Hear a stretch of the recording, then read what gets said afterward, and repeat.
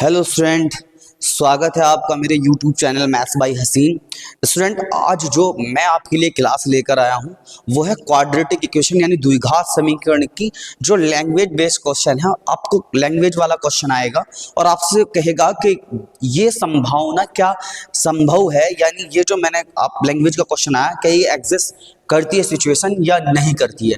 हम इस तरह के क्वेश्चन आज करने वाले हैं जो आपके लिए बहुत इंपॉर्टेंट है। कभी कभी लैंग्वेज वाले क्वेश्चन में स्टूडेंट को बहुत ज़्यादा प्रॉब्लम होती है, तो आज हम इस प्रॉब्लम को सॉल्व करने वाले हैं। आप बिल्कुल ध्यान से इस क्लास को लीजिएगा, ठीक है ना। चलते हैं क्लास के अंदर। क्लास में आज के लिए क्वेश्चन देखिए। क्वेश्चन है स्टूडेंट, वो कह रहा है क्लास 10th, ऊपर ही लिखा है 4.3 एक्सरसाइज NCERT, राइट। अब हम क्वेश्चन क्या है स्टूडेंट, वो कह रहा है क्या एक ऐसी आम की बगिया बनाना संभव है। स्टूडेंट ये लिख रहा ये पॉसिबल है या नहीं, वो कह रहा है कि लैंग्वेज का क्वेश्चन है। तो हम इसमें करने वाले क्या है, पहले लैंग्वेज के क्वेश्चंस को हम अलजेब्रिक फॉर्म में कन्वर्ट करेंगे, राइट। उसके बाद हम जो क्वेश्चन से हम क्वाड्रेटिक इक्वेशन बनेगी, द्विघात समीकरण बनेगी, हम उसको चेक करेंगे कि वो एग्जिस्ट करती है। अब किसी भी इक्वेशंस का, किसी भी समीकरण का अस्तित्व है या नहीं है, यानी उसके रूट एग्जिस्ट करते हैं या नहीं है, वो डिपेंड करता है उसके नेचर पर। यानी अगर डी की वैल्यू, हम इससे प्रीवियस क्लास में पढ़ा है हमने कि अगर डी की वैल्यू ग्रेटर देन 0 है या डी की वैल्यू इक्वल टू 0 है, तो इस इक्वेशंस के, इस समीकरण के मूलों का अस्तित्व है, यानी रूट एग्जिस्ट करते हैं। यहां भी वही सारी चीजें हैं। क्वेश्चन पहले हम पढ़ेंगे, उसके बाद अलजेब्रिक फॉर्म में कन्वर्ट करेंगे, राइट। तो वो कह रहा है क्या एक ऐसी आम की बगिया बनाना पॉसिबल है, संभव है या नहीं है, जिसकी लंबाई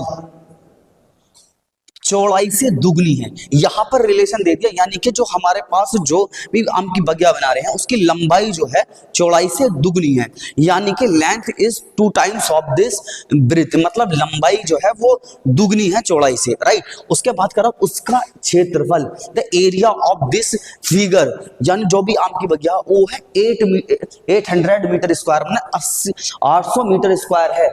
और करा उसके बाद यदि ऐसी सिचुएशन एग्जिस्ट करती है तो आप उसकी लंबाई और चौड़ाई भी ज्ञात कीजिए। ये क्वेश्चन हुआ। लैंग्वेज का क्वेश्चन हमेशा आहिस्ता से पढ़ेंगे, स्लो पढ़ेंगे, उसके बाद चीजों को समझेंगे, तब लिखना स्टार्ट करेंगे। तो मुझे लग रहा है आपको समझ में आ गई होगी चीजें। अब देखो किस तरह से एग्जाम में हमें लिखना होगा। हम लिखेंगे क्वेश्चन, यहां से सोल्व कर रहे हैं हम, माना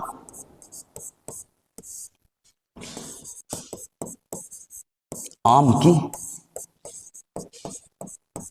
बगिया की चौड़ाई x मीटर है। कितनी है स्टूडेंट? x metre. आप कहेंगे आपको लंबाई को क्यों नहीं माना आपने? याद रखो, जब भी हम लैट करने वाले लैंग्वेज वाले क्वेश्चन होंगे, हम सोचते हैं छोटी जो है चीजें, जो कंपेयर कर लेंगे जो भी चीजें हैं, अगर जो छोटा है, जो कम है, कम वाले को हम लैट करते हैं।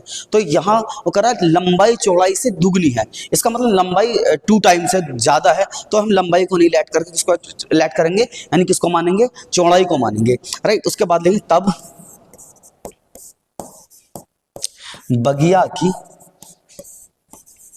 बगिया की लंबाई वो हो जाएगी 2x। हमारे पास इतना तो आ गया, मैंने चौड़ाई x मीटर मान ली, लंबाई मैंने 2x मीटर मान ली, राइट। ये तो आ गया। अब हमें प्रश्नानुसार जो है, प्रश्नानुसार according to the question, student according to the question क्या है, वो प्रश्न के अनुसार उसका क्षेत्रफल जो है। अब सीधी सीधी बात है, लंबाई हमारे पास चौड़ाई x है, लंबाई 2x है, तो ये एक आयताकार है, एक क्या बनी, एक आयत बन गई। क्या बन गई स्टूडेंट? आयत। अगर ये x है तो ये हमारे पास कितना है, ये 2x गिवन है। ये क्या गिवन है? 2x। अब ये एक ऐसी आकृति, इसकी लंबाई और चौड़ाई अलग अलग होती हैं, तो हमारी कैसी है? एक आयताकार रेक्टेंगुलर फिगर है। तो इसका जो क्षेत्रफल है, आयत का क्षेत्रफल, आयताकार बगिया का क्षेत्रफल, आयताकार या आयत का क्षेत्रफल जो है सीधा सीधा क्या हो जाता है स्टूडेंट? लंबाई इंटू चौड़ाई, L इंटू बी। ये बात तो हम यहां तक समझ गए। अब उसने दिया है, इसका क्षेत्रफल दिया हमें 800। कितना दिया है? 800, यानी 800 तो एज दिस, यहां ऐसे ही लिख देंगे स्टूडेंट। इधर देखो लंबाई कितनी हमारे पास? 2x, चौड़ाई कितनी हमारे पास? x। राइट। जैसे ही मैं 800 इस 2 से ये 800 यानी 800 कट जाएगा, कितनी बार कटेगा? 400 बार। ये x और x का स्क्वायर हो जाएगा। मेरे पास ये कंडीशन आ गई। अब मैं ये चेक करना चाहता हूं कि ये संभव ये जो स्थिति है क्या ये संभव करती है, यानी एग्जिस्ट करती है या नहीं करती है। तो मुझे क्या करना होगा, मुझे ये बन तो गई क्वाड्रेटिक इक्वेशन, ये ऐसे बन गई क्वाड्रेटिक इक्वेशन। इस 400 को मैं उधर ले जाऊंगा, ये हो जाएगा एक्स स्क्वायर माइनस का 400, इधर 0 बचता, मैंने उसको उधर लिख लिया। राइट। अब मुझे इसको क्वाड्रेटिक फॉर्म की जो स्टैंडर्ड फॉर्म है ना स्टूडेंट, वो ये होती है A x square plus B x plus का सी। अब यहां पर एक्स स्क्वायर वाली टर्म भी है स्टूडेंट, सी भी है, कौन नहीं है? बी नहीं है। जब बी नहीं है ना तो मैं क्या कर सकता हूं, मैं लिख सकता हूं x square 0 into x minus का 400 इक्वल टू 0। अब ये तो बन गई क्वाड्रेटिक इक्वेशन। अब मैं इसकी कंपेयर करूं, ए एक्स स्क्वायर प्लस का b x plus C equal to 0। तो यहां से तुलना करने पर स्टूडेंट तुलना करने पर लिखूंगा तो a बराबर हो जाएगा एक्स स्क्वायर का गुणांक यहाँ पर कितना a, स्टूडेंट x का गुणांक यहाँ पर तो b है, यहाँ पर कितना 0, तो b की वैल्यू 0 और c की वैल्यू होगी माइनस के 400। राइट। अब याद रखो, जब भी किसी क्वाड्रेटिक इक्वेशन द्विघात समीकरण का हमें ये पता लगाना होता है कि क्या इसके मूल या इसके रूट एग्जिस्ट करते हैं या नहीं करते, तो मुझे क्या लगाना होता है? डी 4। मैंने इससे प्रीवियस क्लास में बताया था, डी बराबर होता है डिस्क्रिमिनेंट, यानी D equal to b square minus का 4ac बी की वैल्यू 0 का स्क्वायर 4 इंटू ए 1 और सी कितना है? माइनस का 400। तो माइनस 0 माइनस माइनस प्लस हो गया, ये हो जाएगा 1600 और 1600 ग्रेटर देन 0 है। तो मैं ये लिख सकता हूं कि d की वैल्यू 0 से बड़ी आई है। d की वैल्यू किससे बड़ी आई है स्टूडेंट? d की वैल्यू 0 से बड़ी है, इसलिए यह घटना संभव है।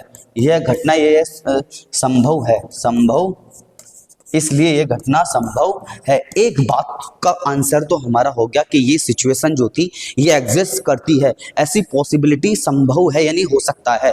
ठीक है। अब मुझे उस रेक्टेंगुलर फिगर की लंबाई और चौड़ाई, यानी उस आयत की लंबाई, उस आयताकार बग्घे की लंबाई और चौड़ाई और बतानी है स्टूडेंट।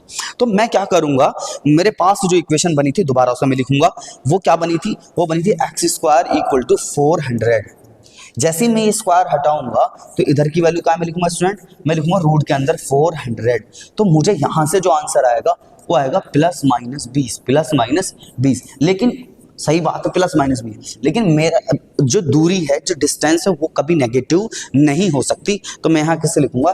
x बराबर 20। तो आयत की जो चौड़ाई है, आयताकार बगिया की जो चौड़ाई है वो हो गई, आयताकार बगिया है लिखूंगा आयताकार जो बगिया है, आयताकार बगिया की चौड़ाई यानी जो ब्रेथ है जो वो हो गई 20। राइट। लंबाई जो है वो चौड़ाई की 2 गुनी थी, यानी 2x मतलब 2 इंटू 20 मतलब 40। ये भी मीटर स्टूडेंट, ये भी मीटर। उम्मीद करता हूं ये क्वेश्चन आपको समझ में आया होगा। एक क्वेश्चन इसी तरह की सिचुएशन बेस्ड क्वेश्चन है, हमें पहले चेक करना होगा कि ये जो सिचुएशन है ये संभव है या नहीं है। वो ये रहा स्टूडेंट, क्या है क्वेश्चन? पढ़ते हैं क्वेश्चन को ध्यान से। वो लिख रहा है क्या निम्न स्थिति संभव है। यही बात तो हमें इस क्वेश्चन में करनी थी, यानी हमें क्वेश्चन पढ़ना है, अलजेब्रिक फॉर्म में कन्वर्ट करना है और उसके बाद बताना है कि ये पॉसिबिलिटी क्या एग्जिस्ट करती है या नहीं है, ये सिचुएशन जो है ये पॉसिबल है ऐसा या नहीं है। तो स्टूडेंट ये बात तो क्लियर हो गई। उसके बाद लिख रहा है यदि है तो, अगर ये इक्वेशन यानी ये सिचुएशन एग्जिस्ट करती है तो उसके बाद क्या करना, उसकी वर्तमान आयु ज्ञात कीजिए। ये आयु से संबंधित क्वेश्चन है ना। अब देखो क्या करते हैं, वो कह रहा 2 मित्रों की आयु का योग, 2 मित्रों की आयु का योग। छोटू जरा देखते हैं हम इसमें क्या है, 2 आयु के मित्रों का योग कितना? 20 ईयर्स। 20 वर्ष है। उसके बाद करा 4 वर्ष पूर्व, 4 वर्ष पूर्व, पूर्व का मतलब पहले, पहले, और पहले के लिए क्या करते हैं हम, जो एज है, वर्तमान जो आयु होती है उसमें से माइनस करते हैं। मैं सपोज करूं, मैं आपसे कोई भी सवाल करूं कि आपकी एज वर्तमान में 20 ईयर्स है, आप 5 साल पहले बताएं आपकी एज कितनी होगी, आप तुरंत रिप्लाई करके बताएंगे कि मेरी एज 15 ईयर्स होगी, 15 साल होगी। तो आप जो पूर्व की बात, जितनी पूर्व साल बोले हैं ना मैंने पहले, तो आप उसको घटा देते हैं, यही लॉजिक है ना। तो उसके बाद हम क्या करते हैं, वो अब दोनों की आयु का योगफल 20 वर्ष है, 4 वर्ष पूर्व पहले उनकी आयु का जो गुणनफल है वो है 48। कितना है स्टूडेंट? 48, राइट। ये क्वेश्चन था। अब हम क्या करते हैं, मैंने क्वेश्चन पढ़ लिया। अब क्वेश्चन पढ़ने के बाद सबसे पहले हम दोनों की वर्तमान आयु मानते हैं। अगर दो की, जब भी कभी योग वाला क्वेश्चन होगा, कभी संख्याओं की योग की बात करेगा, एज के योग की बात करेगा, ये जहां भी सम कहेगा दो चीजों का, हम एक को लेट कर लेंगे, दूसरे को निकालने के लिए हम सम में से माइनस कर देते हैं। तो मैं यहां क्या लिखूंगा, माना एक मित्र की आयु, माना एक मित्र की वर्तमान आयु, वर्तमान आयु, age of first friend and present age of first friend is x, यानी वर्तमान आयु कितनी है स्टूडेंट? एक्स वर्ष है, एक्स वर्ष है, राइट। उसके बाद कह रहा है दूसरे, तब दूसरे मित्र की आयु, तब दूसरे मित्र की वर्तमान आयु, वर्तमान आयु, वर्तमान आयु कितनी हो जाएगी स्टूडेंट? 20 माइनस एक्स, जो योग दे रखा है उसमें से माइनस कर देंगे पास, राइट। अब इसके बाद ये तो हो गया, लेकिन हमसे तो बात कर रहा है 4 साल पहले की ना, 4 साल पहले की जब बात कर रहा है, 4 years ago, 4 साल पहले, तो मुझे क्या करना होगा, 4 years दोनों में से माइनस करना होगा।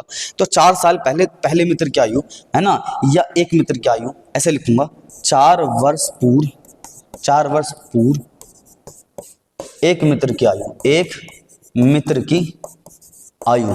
तो 4 वर्ष पूर्व एक मित्र की आयु कितनी थी? एक की तो एक्स थी, तो 4 वर्ष पूर्व कितनी हो जाएगी? एक्स माइनस का 4 वर्ष हो जाएगी, राइट। उसके बाद इसी तरह से सेम चीजें, सेम यहां लिख देंगे दूसरे मित्र की आयु, दूसरे मित्र की आयु। स्टूडेंट दूसरे मित्र की आयु कितनी हो जाएगी? दूसरे मित्र की आयु थी 20 माइनस एक्स, इसमें से 4 और माइनस कर दो तो हो जाएगा 16 माइनस एक्स। ये चीजें तो हमने कर ली कि 4 वर्ष पूर्व दोनों की आयु है, वो दरअसल है क्या। अब हमसे क्वेश्चन में अकॉर्डिंग टू द क्वेश्चन, प्रश्नानुसार जो लिखा है उसने, मैं यहां लिखूंगा प्रश्नानुसार, प्रश्नानुसार अकॉर्डिंग टू द क्वेश्चन क्या है?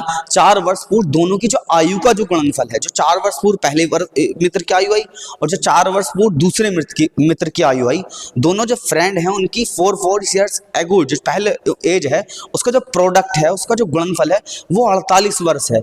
यानी एक मित्र की आयु व दूसरे मित्र की आयु, दूसरे मित्र की आयु का गुणनफल स्टूडेंट वो है 48। यानी कि एक की तो आयु है x माइनस 4, दूसरे की है 16 माइनस एक्स बराबर 48। सही। अब मैं इसके अंदर मल्टीप्लाई करूं, इसकी मल्टीप्लाई यहां करूंगा तो कितना हो जाएगा स्टूडेंट? 16x, इस x की यहां करूंगा तो माइनस का x स्क्वायर, इस 4 के यहां करूंगा 16 चौका 64, इस माइनस माइनस प्लस का 4x इक्वल टू 48। उम्मीद करता हूं आपको यहां तक का क्वेश्चन समझ में आया होगा, ठीक है। देखो जरा क्या करते हैं, ये 16 और ये 4 कितने हो गए? 20x, ये माइनस का x स्क्वायर, ये माइनस के 64 बराबर 48। एक्स स्क्वायर क्वाड्रेटिक इक्वेशन में जो एक्स स्क्वायर वाली टर्म है वो पॉजिटिव होनी चाहिए, इसलिए मैं सारी टर्म इधर लेकर आऊंगा। तो एक्स स्क्वायर कैसा हो जाएगा? ये हो जाएगा प्लस का एक्स स्क्वायर। ये 20x कैसा हो जाएगा? माइनस का। जैसे ही मैं इस 20x को उधर लेकर जाऊंगा तो माइनस का, ये 64 भी उधर जाएगा प्लस का, 64 ऑलरेडी ये पहले ही पॉजिटिव है, इधर 0 तो इधर बचना था लेकिन मैं उसको इधर लिख सकता हूँ, कोई प्रॉब्लम नहीं है। अब यहां से जो क्वेश्चन हो जाएगा एक्स स्क्वायर माइनस का 20x, 64 और 48 को ऐड करेंगे, 8 4 12 का 2 का हासिल किया, 6 4 10 और 11 इक्वल टू 0। मुझे क्वाड्रेटिक इक्वेशन आ गई। मैंने क्वेश्चन पढ़ा, मैंने क्वेश्चन को क्वाड्रेटिक फॉर्म में कन्वर्ट कर दिया। अगर अब इस क्वाड्रेटिक इक्वेशन के मुझे बताना है कि ये ऊपर जो सिचुएशन है संभव है या नहीं, तो मुझे इस क्वाड्रेटिक इक्वेशन के क्या निकालने पड़ेंगे, रूट का जो नेचर बताना पड़ेगा। अगर रूट का नेचर रियल है और वास्तव यानी d ग्रेटर 0 और d इक्वल टू 0 आ जाता है, तो मैं लिख सकता हूँ ये संभावनाएं संभव है, यानी ये जो सिचुएशन है ये पॉसिबल है। तो अब मैं इसकी कंपेयर करूंगा। क्वेश्चन तो यही होता है स्टूडेंट, कंपेयर करना पड़ता है किससे, इसके मानक रूप से, स्टैंडर्ड फॉर्म से। मैं करूंगा ax स्क्वायर प्लस के bx प्लस c इक्वल टू 0 से तुलना जब तुलना करेंगे यहाँ पर एक्स स्क्वायर, यहाँ भी एक्स स्क्वायर, तो a इक्वल टू हो गया 1, b इक्वल टू हो गया माइनस के 20 स्टूडेंट, यहाँ x, तो c इक्वल टू हो गया 112। अब मूलों का जो रूट्स का जो नेचर है, मूलों का जो प्रकृति है वो क्या है, d इक्वल टू से निकालेंगे, d equal to b square minus के 4ac, b की वैल्यू स्टूडेंट माइनस के 20 माइनस 4, a की वैल्यू 1 और c की वैल्यू 112। स्टूडेंट ये तो हो जाएगा 400, ये हो जाएगा 4 दूनी 8, 4 एकम 4, 4 एकम 4। तो अब यहां से जो d की वैल्यू आई वो आई माइनस के 48, जो d का मान आया ग्रेटर लेस देन 0। अब लेस देन 0 आता है तो हम कहते हैं कि रूट या मूल काल्पनिक होंगे। इसका मतलब ये जो घटना है, ये जो संभावना है, ये काल्पनिक घटना है, यानी ये स्थिति संभव नहीं है। हम लिख देंगे यह संभव नहीं है, यह संभव नहीं है। और जब संभव नहीं है तो हम क्यों निकालें, सही है, फिर तो हम इसको फाइंड आउट नहीं कर सकते क्योंकि ये पॉसिबल नहीं है, ये सिचुएशन एग्जिस्ट नहीं करती, ठीक है ना। क्या ये जो क्वेश्चन है, क्या ये पॉसिबिलिटी है या ये संभव है या नहीं है, हम इस क्वेश्चन को पढ़ रहे हैं और क्वाड्रेटिक इक्वेशन बनाएंगे और क्वाड्रेटिक इक्वेशन के बेस पर हम बताने वाले हैं कि ये जो क्वेश्चन है, ये जो लैंग्वेज वाला क्वेश्चन है, क्या ये सिचुएशन एग्जिस्ट करती है या नहीं करती है, राइट।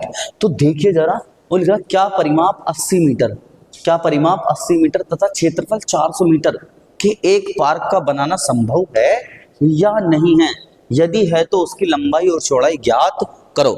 हमसे क्या कर रहा है स्टूडेंट, यहां पर बोल रहा है कि परिमाप तो होना चाहिए 80 मीटर, राइट, और कह रहा है क्षेत्रफल होना चाहिए 400 मीटर। क्या कोई ऐसा रेक्टेंगुलर पार्क या कोई भी स्क्वायर टाइप पार्क बनाना पॉसिबल है या नहीं है? अगर पॉसिबल है तो आप उसकी लंबाई और चौड़ाई आप बताइए, ये क्वेश्चन है, राइट। अब देखो चलते हैं क्वेश्चन के अंदर, क्या करते हैं, लिखते हैं माना, सोल्व करेंगे यहाँ किस तरह से, माना पार्क की लंबाई, माना हम अभी ये मान के चल रहे हैं कि वो आयताकार है। अगर लंबाई और चौड़ाई बराबर आ गई कह देंगे वर्ग है, तो पहले तो आयताकार मान के चलते हैं स्टूडेंट। माना पार्क की लंबाई x मीटर है, कितनी है स्टूडेंट, x मीटर है। अब हम जानते हैं आयत का परिमाप, आयताकार पार्क का परिमाप जो है वो होता है 2 into L plus B, 2 into L plus B. ये फॉर्मूला है आयत के परिमाप का, राइट। आयत का परिमाप दिया 80 मीटर, ए लिखा, 2 इंटू एल कितना माना है मैंने x, b मैंने नहीं माना तो इसको ऐसे लिख दिया। इस 2 से इस 80 को डिवाइड करूंगा क्योंकि 2 मल्टीप्लाई में है, ये 80 अगर यहाँ जाएगा तो डिवाइड में जाएगा, मतलब 80 को 2 से डिवाइड करेंगे तो कितना आ जाएगा 40। इधर बचा x प्लस का b। अगर मुझे b चाहिए तो मुझे ये x इधर ले जाना होगा, तो ये क्वेश्चन कुछ इस तरह से हो जाएगा कि ये हो जाएगा 40 माइनस x बराबर b। मुझे b भी पता चल गया कि b ये है। अब वो कह रहा है इस आयत का जो परिमाप है वो 400 क्षेत्रफल है, इस आयत का जो क्षेत्रफल है वो है 400, कितना है स्टूडेंट, यहाँ देखो इस आयत का क्षेत्रफल कितना, 400 मीटर स्क्वायर, 400 मीटर स्क्वायर लिखूंगा मैं। आयताकार पार्क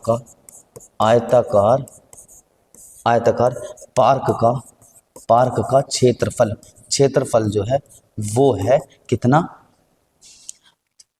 L इंटू बी, लंबाई गुणा चौड़ाई होती है, ये दे रखा 400, हमें यहाँ दे दिया, एक तो x माना मैंने, L कितना माना x, b जो है वो है मेरा 40 माइनस x, इस x के अंदर मल्टीप्लाई करेंगे, ये तो 400 ऐसे ही, जैसे ही मैं इस x के अंदर मल्टीप्लाई करूंगा तो स्टूडेंट आ जाएगा 40x माइनस का एक्स स्क्वायर, राइट। यहां तक तो आगे। अब बन गई क्वाड्रेटिक इक्वेशन। मैं इस एक्स स्क्वायर मस्ट भी पॉजिटिव होना चाहिए, यानी कि इस एक्स स्क्वायर को मैं इधर लेकर आऊंगा तो ये हो जाएगा एक्स स्क्वायर माइनस का 40x, ये 400 मतलब 400 ऑलरेडी है इधर, इक्वल टू 0।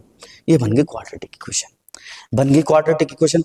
अब जैसे ही क्वाड्रेटिक इक्वेशन आ जाएगी तो मैं तुरंत इसके नेचर ऑफ द रूट वाला जो प्रॉपर्टीज है उसके बेस पे बता दूंगा ये संभावना जो लिखी है लैंग्वेज में, ये जो क्वेश्चन है ये पॉसिबल है या नहीं है। तो मुझे लिखना होगा यहाँ A x square plus B x plus C equal to 0 से तुलना करने पर, राइट। हमने तुलना कर दी तो ए बराबर कितना हो जाएगा, यहाँ एक्स स्क्वायर यहाँ स्क्वायर, ए इक्वल टू 1 हो गया। चलो बी इक्वल टू हो जाएगा माइनस का 40 और सी इक्वल टू हो जाएगा 400। जैसे ये मेरे पास वैल्यू आई मैं तुरंत क्या करूंगा, D equal to b square minus का 4ac, ठीक है। बी स्क्वायर माइनस का 4ac लिखूंगा तो बी की वैल्यू कितनी है स्टूडेंट, बी की वैल्यू माइनस का 40, इसका स्क्वायर माइनस 4 इंटू ए की वैल्यू 1 और सी की वैल्यू 400, तो ये हो जाएगा 1600, ये भी हो जाएगा 1600, सॉरी ये भी 1600, क्या आ गया 0 आ गया। अगर डी की वैल्यू 0 आ गई तो क्या लिखूंगा मैं ये लिखूंगा कि ये जो घटना है, ये जो आयताकार बनाना, एक आयताकार बनाना या इस तरह का पार्क बनाना क्या है, संभव है। लिखूंगा यह घटना संभव है। अब पूछ रहा मुझे इसके बताइए कि कितना आयत की लंबाई चौड़ाई है, ये वर्गाकार है, उसके लिए तो भुजा जो भी चीज़ है लंबाई चौड़ाई पूछी है हमसे, वो बताइए क्या है। तो क्वेश्चन क्या था, क्वेश्चन बनकर आया था, यहाँ देख लेते जो क्वाड्रेटिक इक्वेशन बनकर आई है, एक्स स्क्वायर माइनस का 40 प्लस का 400, ये बनकर आया है एक्स स्क्वायर माइनस का 40x प्लस का 400 इक्वल टू 0। अब गुणा करें तो 400 आना चाहिए, ऐड करो तो कितना आना चाहिए, 40 आना चाहिए, क्योंकि इसके मुझे फैक्टर करूंगा, फैक्टर करने पर जो मुझे वेरिएबल जो x की वैल्यू मिलेगी वही क्या है, हमारे पास लंबाई है। तो यहाँ सर देखिए एक्स स्क्वायर, इसको मैं ऐसे लिख सकता हूँ 20 प्लस 20, 40 भी आ जाएंगे और 20 की मल्टीप्लाई करने पर 400 भी आ जाता है, प्लस का 400 इक्वल टू 0। एक्स स्क्वायर इसके अंदर मल्टीप्लाई करूंगा तो 20x, ये माइनस यहाँ जाएगा, इस प्लस को माइनस, ये 20x प्लस का 400 इक्वल टू 0, राइट। देखो छोटो, अब यहां से ये एक पेयर ये रहा और एक पेयर ये रहा, इस पेयर में से x कॉमन आ गया तो x माइनस का 20 और यहाँ से 20 कॉमन आ गया तो x 400 को 20 से डिवाइड करेंगे कितना आएगा स्टूडेंट, 20 ही आएगा। ये वाला माइनस मैंने कॉमन लिया तो ये प्लस क्या हो गया, माइनस। अब ओवरऑल में से पूरे में से x माइनस 20 यहाँ भी, x माइनस 20 यहाँ भी, तो स्टूडेंट कितना कॉमन है, x माइनस का 20, यहाँ से कितना बचा x और यहाँ से कितना बचा 20, तो ये हुआ x माइनस के 20। बारी बारी से हर एक ब्रैकेट को 0 के बराबर रख देते हैं, x माइनस 20 बराबर 0 देन x इक्वल टू 20 यानी 20, x माइनस 20 बराबर 0 देन x बराबर 20। तो स्टूडेंट मुझे x की वैल्यू कितनी मिली, 20।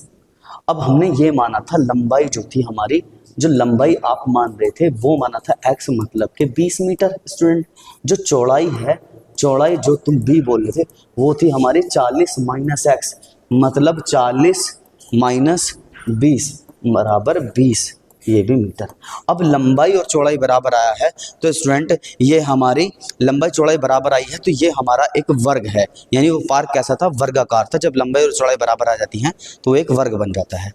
उम्मीद करता हूँ ये मेरा एक्सप्लेनेशन आपको बहुत अच्छा लगा होगा। स्टूडेंट अगर आप चाहते हैं कि आप 2026 का एग्ज़ाम दे रहे हैं और आप चाहते हैं कि मेरा अपनी तैयारी बहुत बेहतर हो जाए मैथमेटिक्स में, तो आप मेरी क्लास एवरीडे रोजाना आती है, हम बिल्कुल बेसिक से लेकर चल रहे हैं, ठीक है ना। तो आप मेरे चैनल को अगर सब्सक्राइब करके रखेंगे तो आपको टाइम से मेरी क्लासेस अवेलेबल हो जाएंगी। तो इसलिए मेरे मैथ्स बाय हसीन यूट्यूब चैनल को सब्सक्राइब कर लें। और एक आपके लिए एक और इम्पोर्टेंट जो इन्फॉर्मेशन वो ये है, इसी यूट्यूब चैनल पर आपको 11th 12th की भी क्लासेस अवेलेबल रहेंगी, मैं ही पढ़ाऊंगा, ठीक है ना। उस पर भी हम इसी तरह का कंटेंट लेकर आएंगे, ठीक है। आपका जो भी कोई 12th में मैथमेटिक्स से लेकर पढ़ रहा हो बच्चा, आप तक ये क्लास पहुंचाए ताकि उसको भी इस चीज़ का लाभ हो।